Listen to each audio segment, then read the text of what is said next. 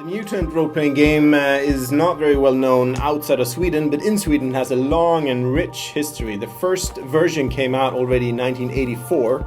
It looked like this. This box is a bit worn and torn. Most surviving copies are of this old game. It was inspired originally by Gamma World by TSR and games like that. It's a very post-apocalyptic setting where mutants try to struggle to survive in the ravaged world. This is really the first version of Mutant that came out early in the 80s. During the years, there have been several versions of the Mutant game throughout the years. One of them turned into Mutant Chronicles in the 1990s that took the franchise in a bit of a different direction, but they still share the same joint history. And now, 30 years later, it's time for the new version, which is Mutant Year Zero.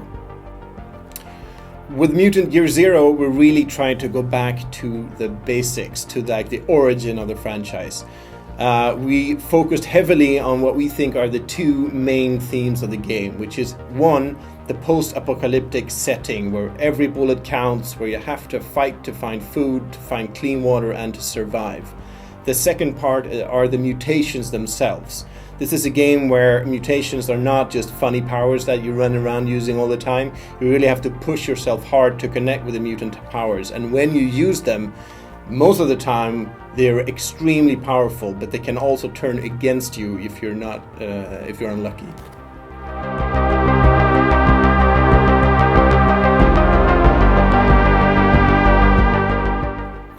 Well, the tone of the game is really, compared to, for instance, classic Gamma World, is not as gonzo. It's a bit darker, grittier.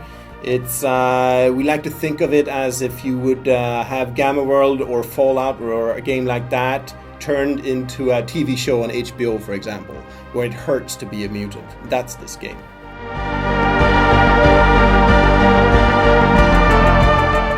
There are three main tasks of the game, so to speak. The first one is exploring the zone, the unknown wastelands outside of your settlement that you live in, that you start your game in.